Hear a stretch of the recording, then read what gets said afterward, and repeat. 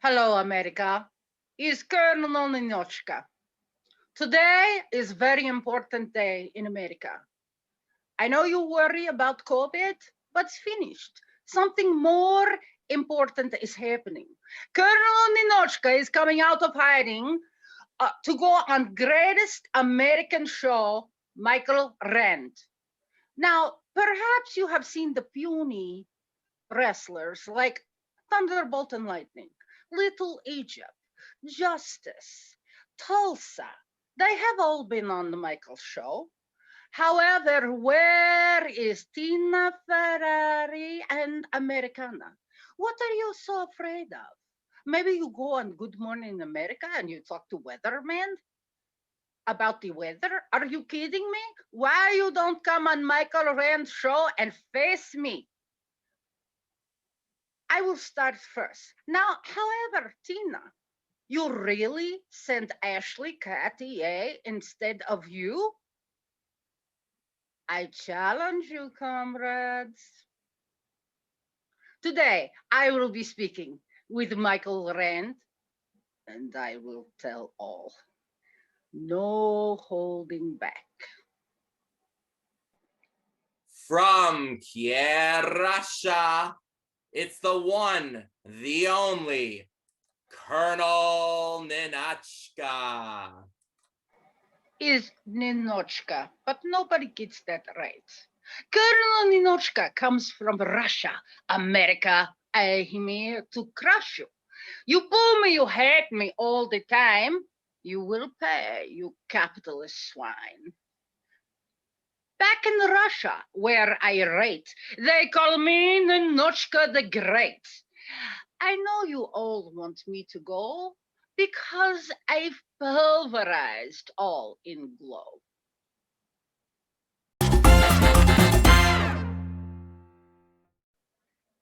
Hey, everybody, welcome to the Mike Rand Show. And today's special guest is the fabulous, the one, the only, wonderful from Kiev, Russia, the G.L.O.W champion, Colonel Ninotchka. Hey, Ninotchka, how are you? Hello, Michael. I'm doing very, very well. It's so nice to have one American that can actually speak the truth about like how wonderful I am. Yes, you're right. Correct.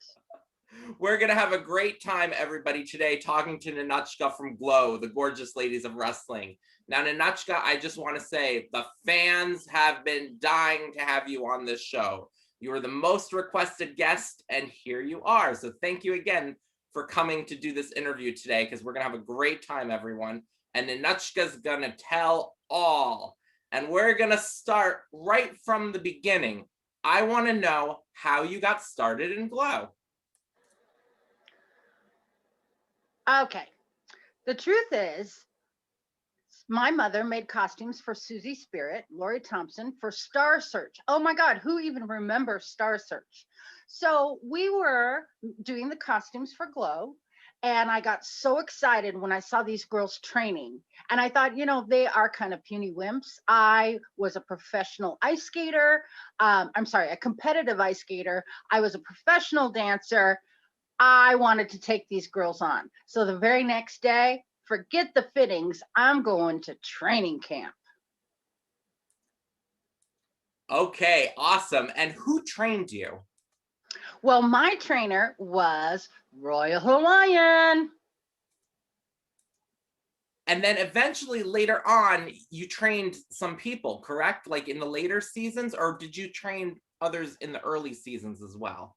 I didn't in the early seasons, but when it came to 3 and 4, Debbie Debutante trained the puny baby faces, and Ninotchka trained the badass bad girls. And what were some of the things that Royal Hawaiian trained you when she was training you? How was the training like? And then when you trained, then how did you do anything different? Did you do anything different than the way you were trained? No, the original pilot girls had the pleasure of training with Mondo down in like East LA, like the real hardcore wrestling. And the program was so amazing. The training was so perfect. Um, you know, I didn't get the pleasure of meeting him or training with him, but I did exactly what Royal Hawaiian had done. And basically, the biggest thing about it is from day one, learning how to protect your neck and make there's so many exercises and ways to make your neck stronger so that you don't have like a horrible, tragic accident. And one of the things in all the interviews with all the ladies, whether they were a baby face or heel, that they have said, almost every single one said that their favorite match, if they did wrestle, was against you, and that they felt the safest in the ring with you. So can you tell me why safety is important? Well, I really appreciate that. And first of all, I have to say, when we started G.L.O.W, for instance, the cheerleaders, they were professional dancers as well. I had been an entertainer. One of the biggest things was a lot of girls would get completely lost having to wrestle in front of a big crowd. There's such an incredible amount of energy and adrenaline that pipes through your body, and sometimes you could like look at other girls and be like, they're lost. They have no idea where they are. And I, having been an entertainer since I was 14 years old, I was I didn't lose my mind in the ring. So I think everybody felt comfortable with that. Yes, safety is always so important, but there's absolutely nothing more important than really hard physical conditioning, having all your muscles and your strength, and that's your best weapon. Were you very athletic growing up? Did you do any sports or anything like that?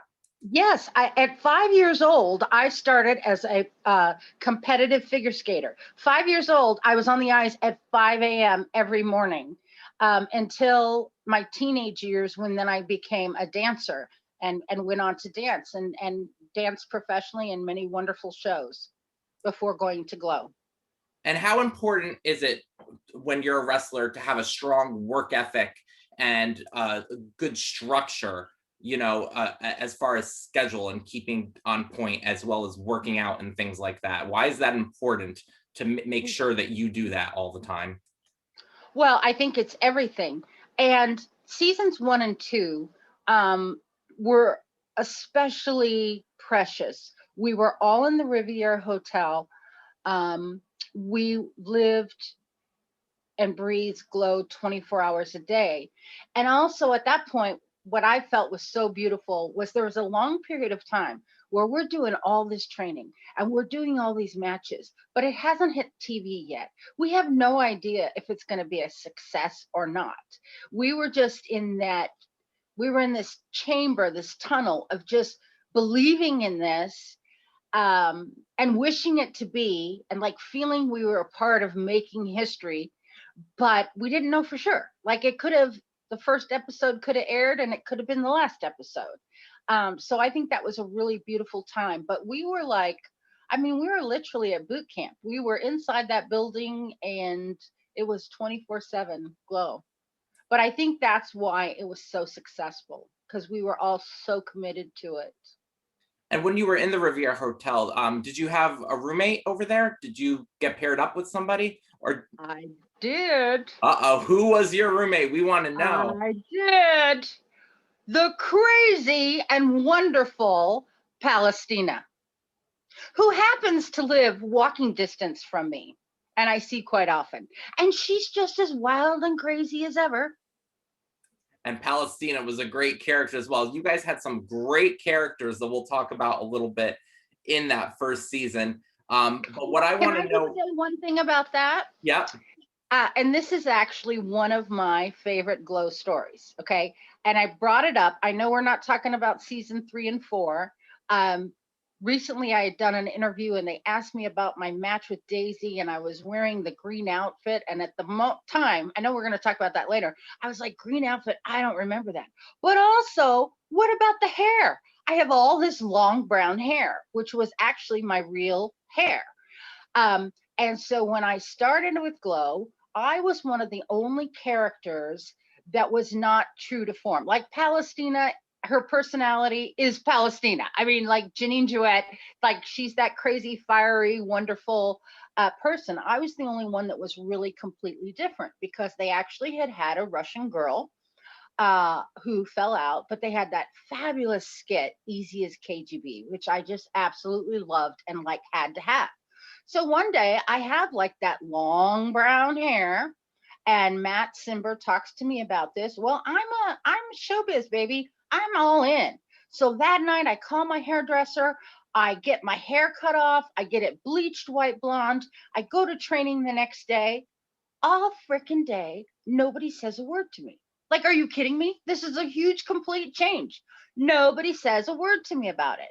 Like, so we're in the meeting afterwards, and Matt Simber says, "Yeah, and where the hell was that Lori Palmer chick today?" And I'm like, raise my hand. I'm like, I've been here all day. It's just that nobody recognized me. That's hilarious. And Yeah. so basically, how, like you said, that they had this character of Ninotchka. So did you Hmm. see how the character came to be before you took over the role? And what did you No. do to make it your own? No, I found my own way.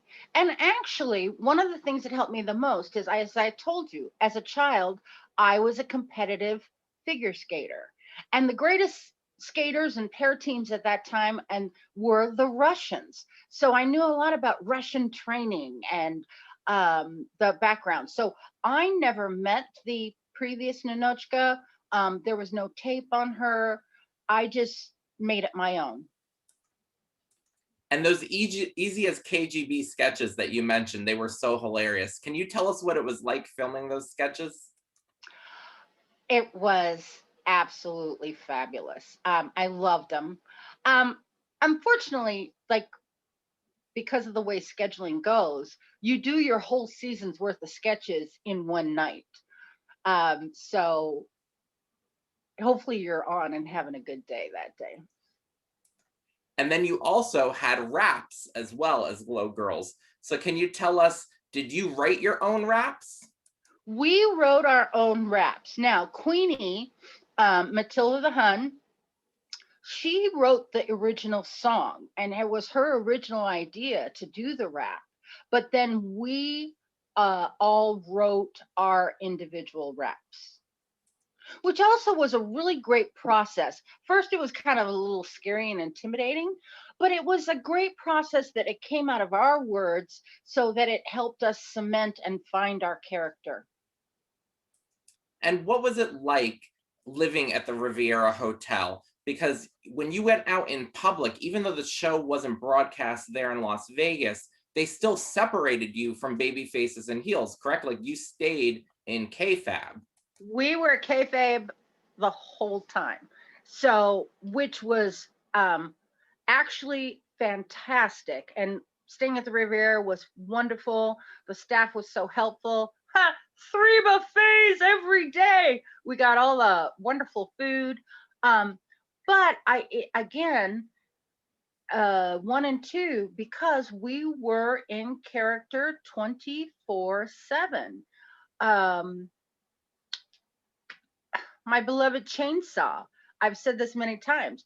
The chainsaw was with her, and it was a real chainsaw with her every single second. She took it to the buffet with her. She was never without it 100% of the time. Um, we were all like that, but I also think that's why it really cemented.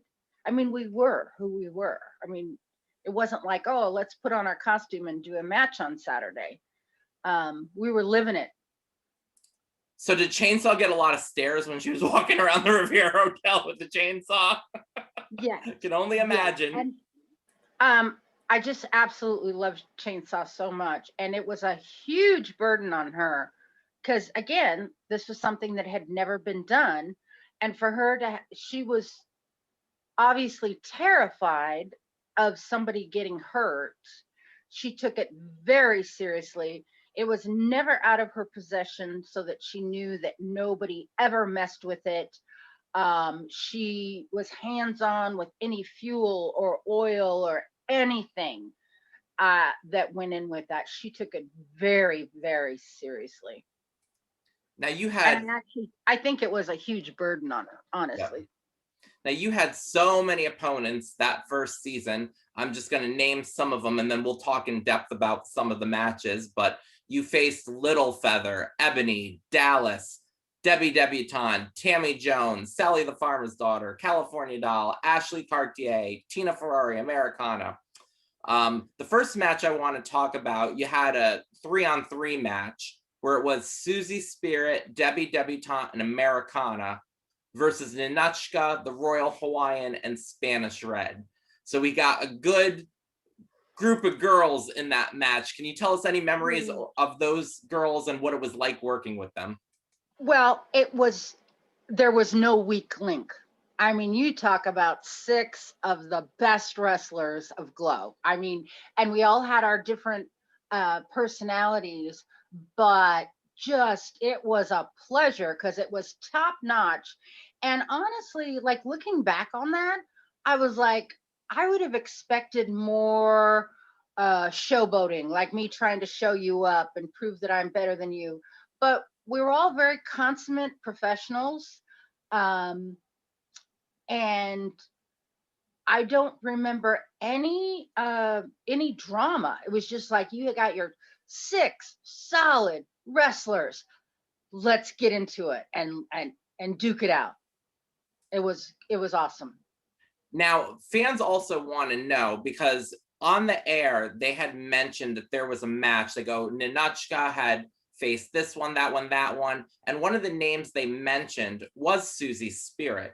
But we never saw a Ninotchka Susie Spirit singles match on the air. So did that match actually take place that you can recall? No, it did not. I don't recall that it did. I got so involved with the rivalry with Tina Ferrari, who I guarantee is going to be on your show very soon. Called out my sister on that one. And Americana. So I was just really, it just didn't come up. There was no reason for it not to. It just, there were other matches. Now, one of the earliest matches you had was a great Texas barroom brawl match with Dallas. Can you tell us about that?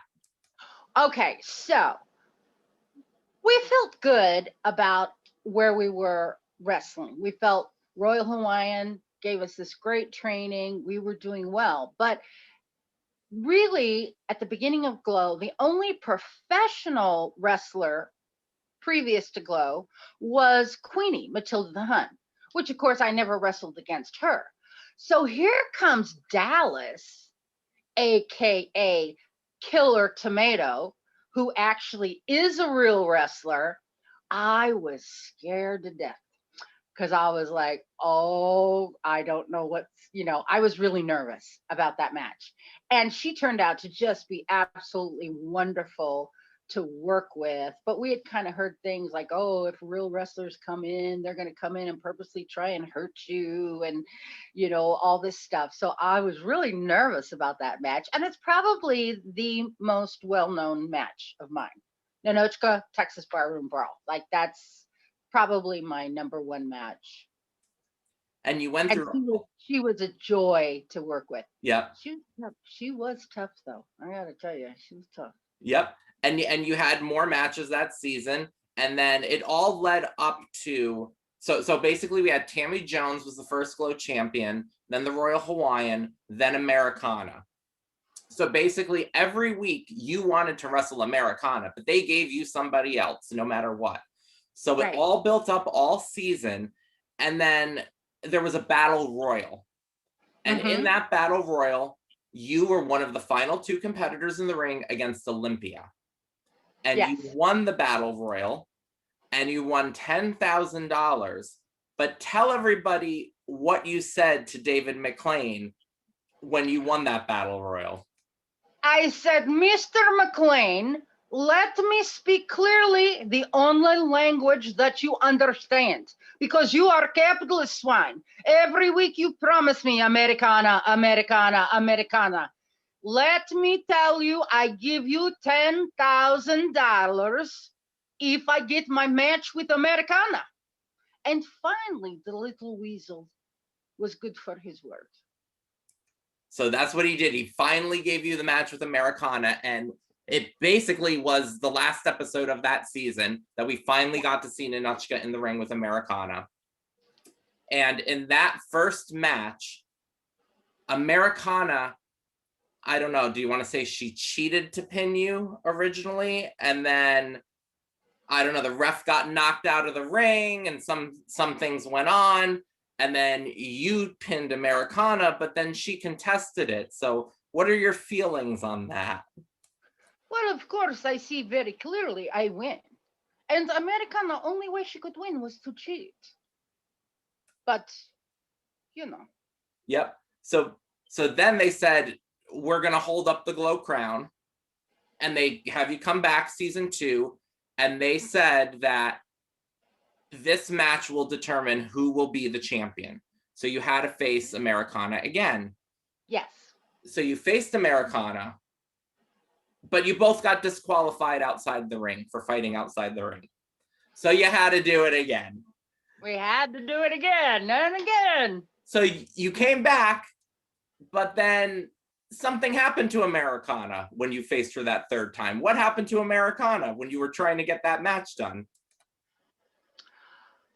Okay, you're more of a historian than I am. I'm not sure. Well, you injured Americana, so she couldn't wrestle.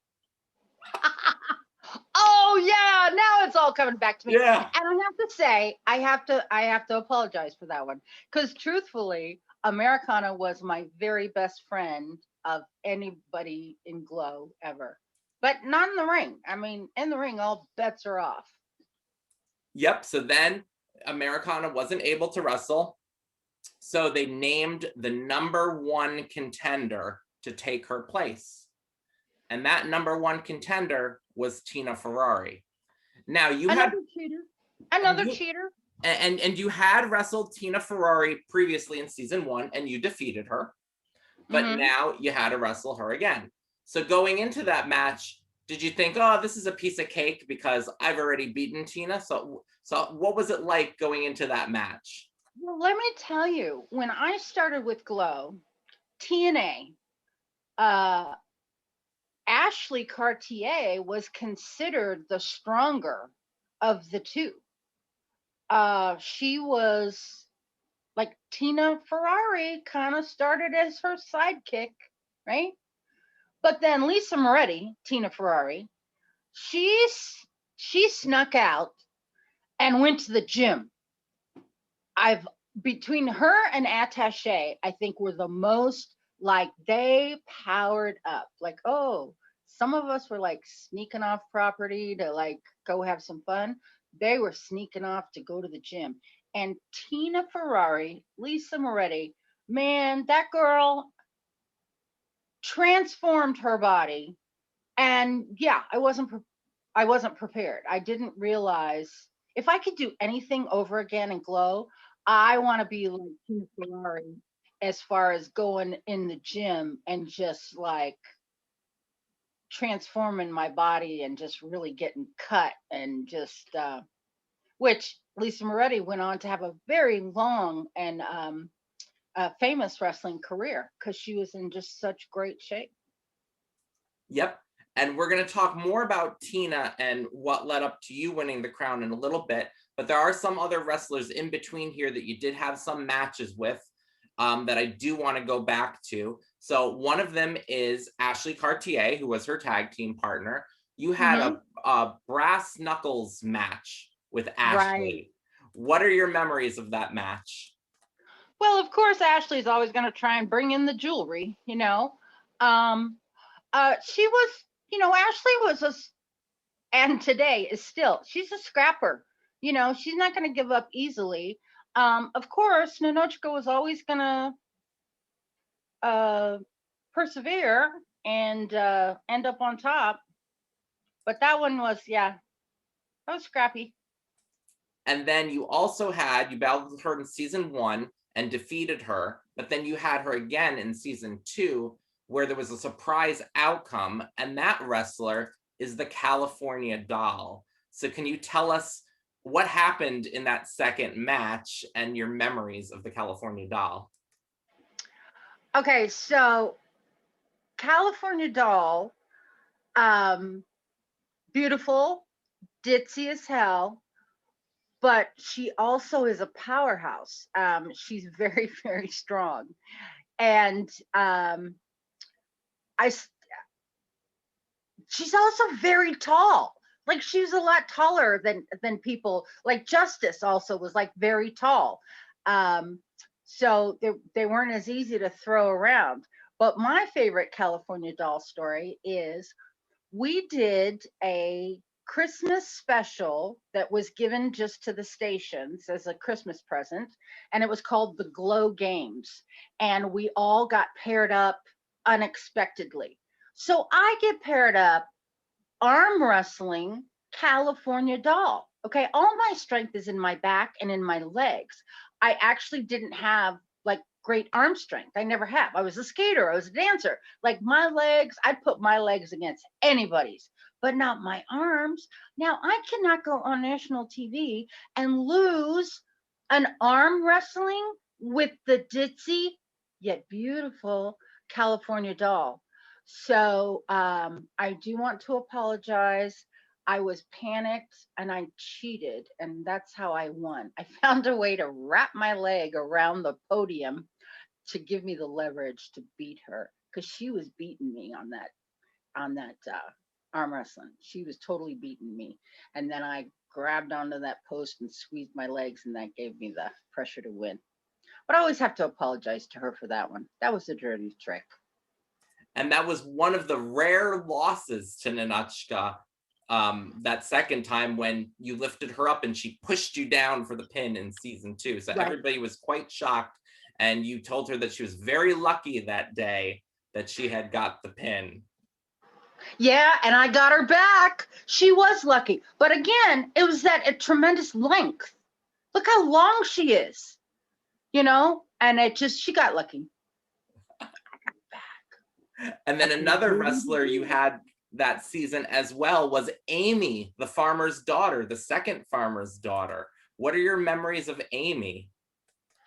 Now, we had 3 farmers' daughters, Sally, Amy, and Babe. Amy was by far the toughest. That chick was strong as hell. Yeah, she was a tough contender. I mean, I love Sally and Babe, but it was kind of like throwing around a little kid with them.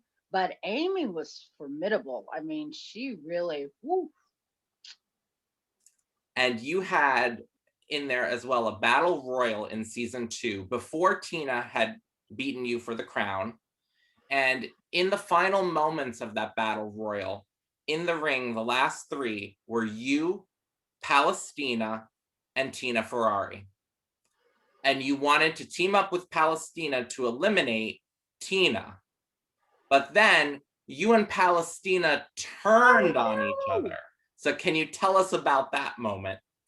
Honestly, in preparation for this interview, I went back and watched that one because a battle royal, so much is going on. It's really hard to keep track. But when I watched it, I was like, are you kidding me, Palestina? By the way, you live very close to me. I may have to talk to you about this week. How could she turn on me like that?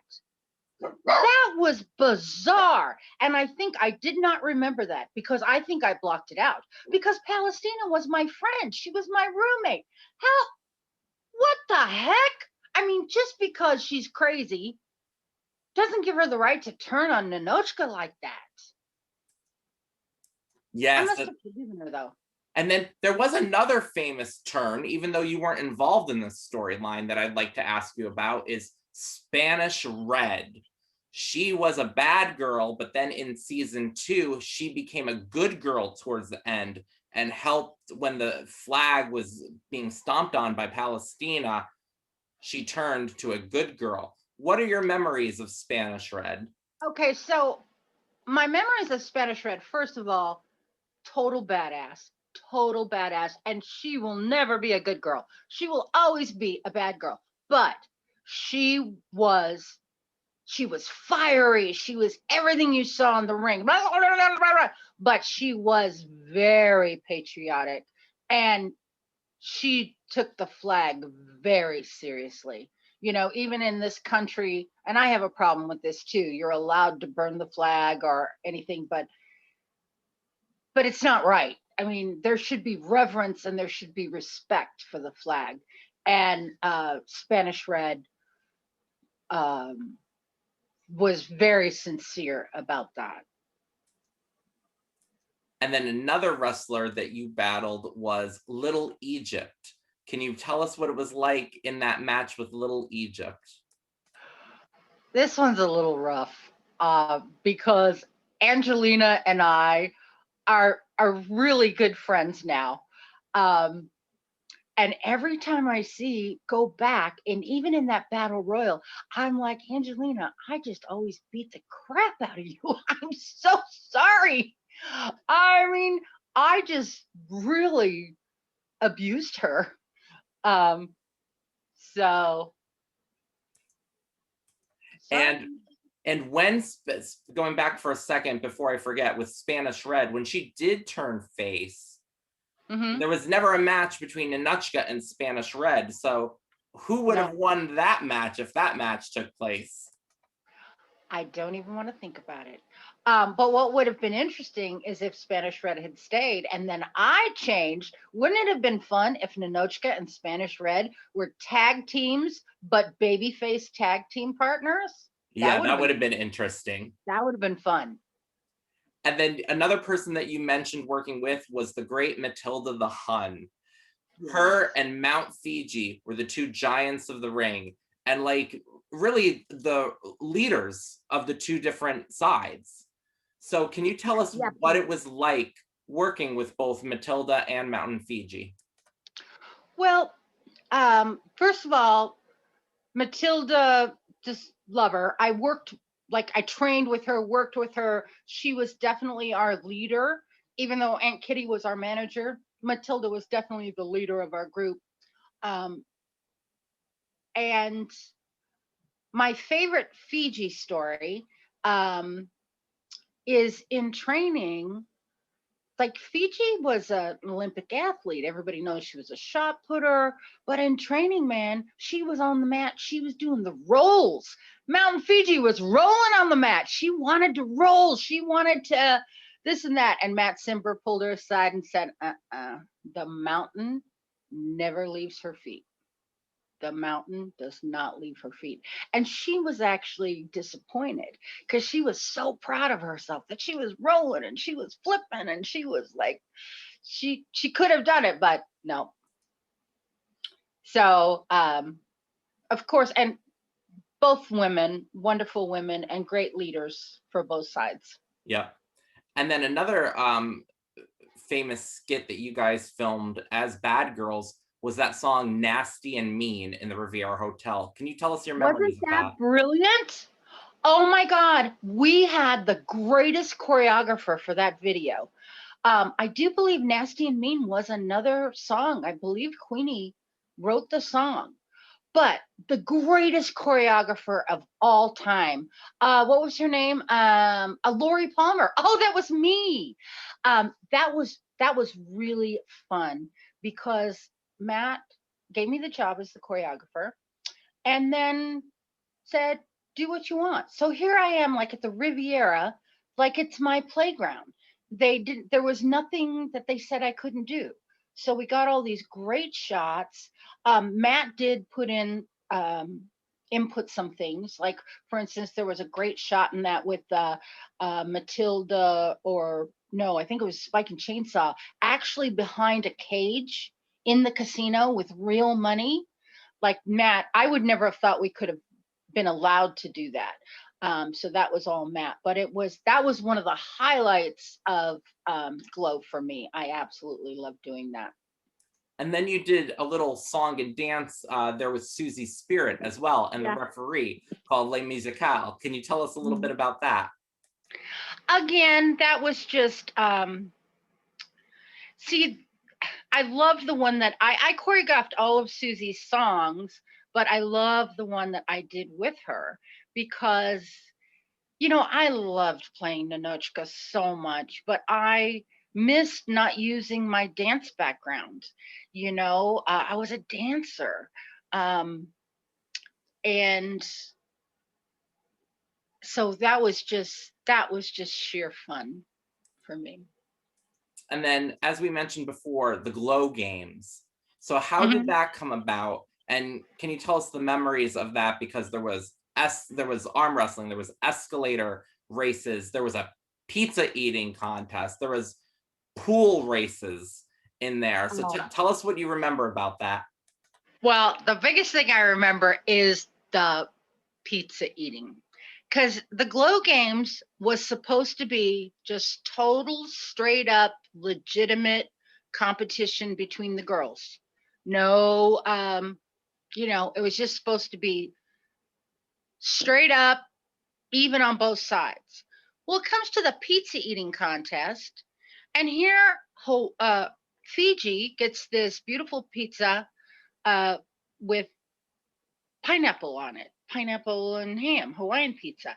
And then Matilda got the meat eaters pizza, which was over an inch thick of meat. So it really wasn't fair. Now, it took place at Jacopo's, which was a really wonderful pizza place. Um, I know they have a place in Beverly Hills. Like, it was really upstanding. So the one thing they told us was like, girls, they're allowing us to film here. Don't do anything crazy. Please be respectful. And Matilda got into a few pieces of that, and she's like, "There's no way I can do this." So I was like, "If you can't win, might as well do a food fight." So that's what it was like. Okay, go. And so that huge food fight, we got in a lot of trouble for that.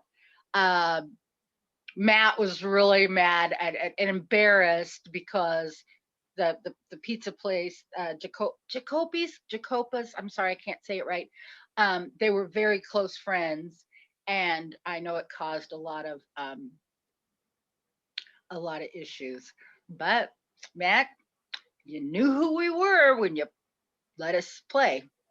And then later, because it became this huge food fight, right? And then later I heard Fiji saying, "Damn, I'm still hungry. I wanted some more of that pizza." So I thought that was kind of funny. And then going back to Tina Ferrari now and your feud with Tina. So you had all these other matches. You finally went in the ring with Tina. Tina won that first match and won the G.L.O.W crown. So that didn't stop you, obviously. You continued your pursuit for the crown. You faced Tina again. That second match was double disqualification outside of the ring. So Tina retained the crown. Then on the very last show of that match, you went up against Tina, and can you tell everybody what happened? Okay, so this is the very last episode of season 2, right? Is that the one you're talking about? Yep. Well, I have to make a decision here. Am I gonna tell you the truth or what I'd like you to think is the truth? Um, all right, I'll go with the truth. The truth is, I never won that match. Unfortunately, after season 2, there was a huge divide with the Glow girls, and unfortunately, most of the girls left with David McLean and went to POW.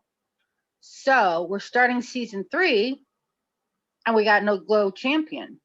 But there were so many pins in that match where I thought I won, right? So, hello, editing room.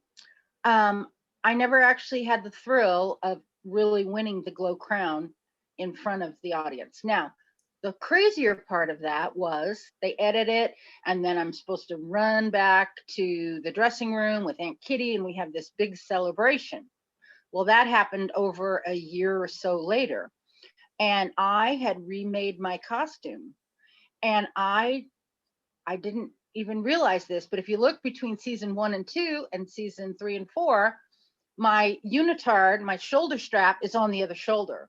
So they had, again, Matt was pissed at me. He spent a lot of time pissed at me because then he had to put in a commercial break because they couldn't have me running out of the ring right into the thing and my leotard's on the other side.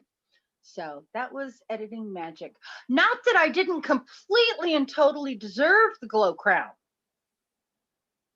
but I never beat Tina for it. But you could say you did in season 1 though.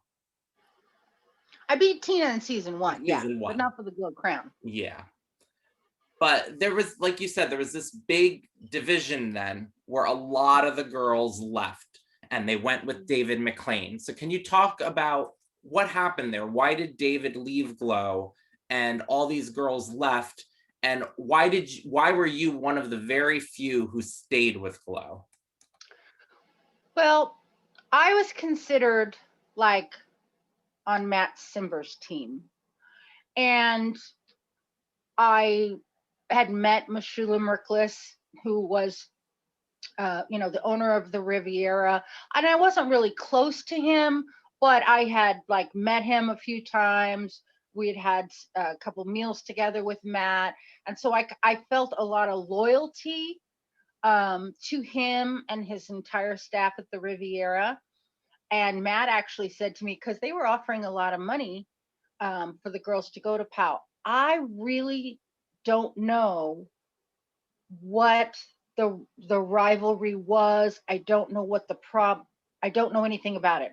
I know that they called me and they offered for me to go.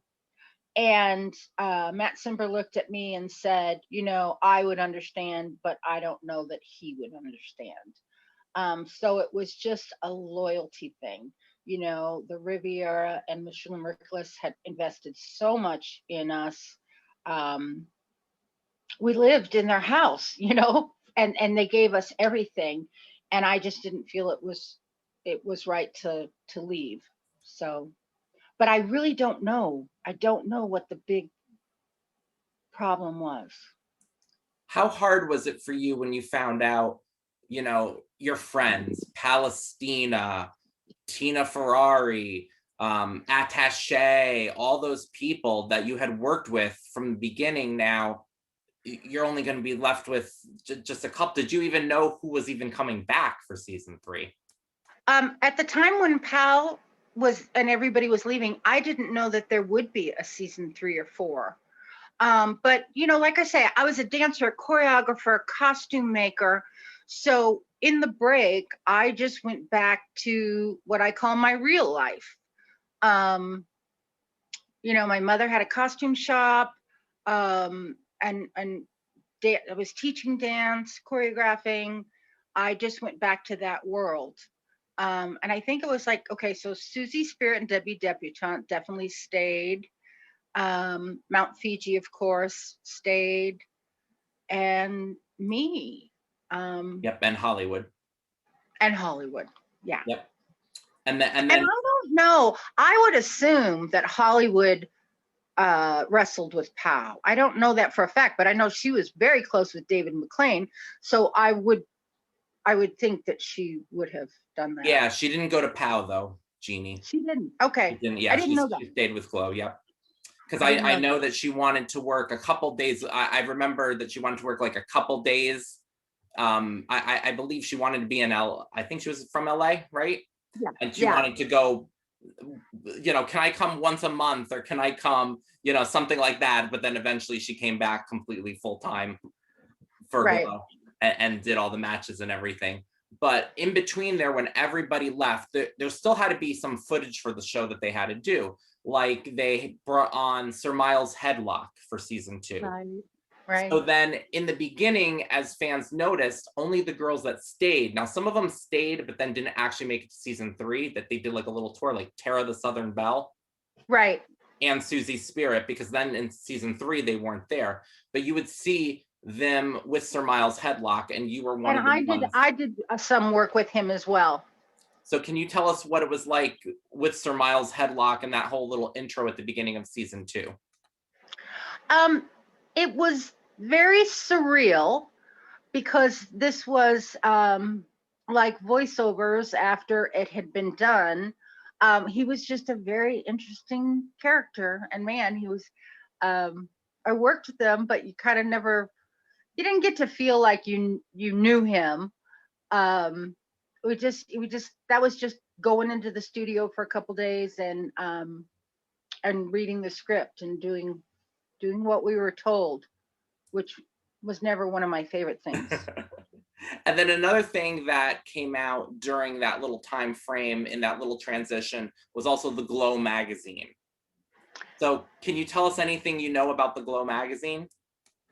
Wow, the G.L.O.W magazine was amazing. And I feel bad that it I think it could have done so much more. First of all, G.L.O.W, I just regret, and I'm sure everybody regrets, the split, the divide. G.L.O.W could have been 10 times bigger if we had all stuck together. But I think G.L.O.W magazine kind of happened at an awkward time. Like it would have been great if we had rolled into season 3 and 4 with all our cast. Um, I ended up dating and living with the photographer from G.L.O.W magazine. Um, and it was a beautiful magazine and it had so much possibility, but I just think the timing was unfortunate. Um, it kind of came when G.L.O.W broke up. Yeah, because you can even see too then towards the end of season 2, the last half, instead of the skits with Sir Miles' headlock to help with the transition, they did the locker room sketch and they started introducing characters. But we as Stephen viewers, Bland, the locker room sketch. God, he was yeah, brilliant. He's so wonderful. but as viewers, we didn't know those were actual new girls because we never saw them wrestle. We thought, oh, maybe this is a one-off skit. Like as a viewer, you didn't know these were going to actually be new characters introduced in season 3. Right. What are your memories of Steve Blance? Oh, first of all, the sweetest, most hardworking man I know, but also absolutely brilliant. Um, and I believe he's doing very, very well. He's a very talented writer, but oh my God, he was so funny. And we abused him so badly as the referee. I mean, he's really an incredible human being. And I'm so glad he's doing so well. And then, like we stated, there was that split, a new season started. But you know what, Ninotchka? This is a story for another show. I think we should come back and continue this story. Do you agree? Absolutely. For once, I agree with something you say. So everyone, I want to thank Ninotchka for coming on the show today. And we're going to have her back and we're going to learn all about season 3 and 4 and what took place, because this interview is so big, we can't contain it in one episode, guys. We got to do a second show to learn more. So thank you for joining us here today, Ninotchka. America, I love you, and I'm back. And thank you guys for watching, and keep it right here for more great interviews. And we will talk to you all soon, and come back and watch the second part of Ninotchka's interview. Bye, everybody.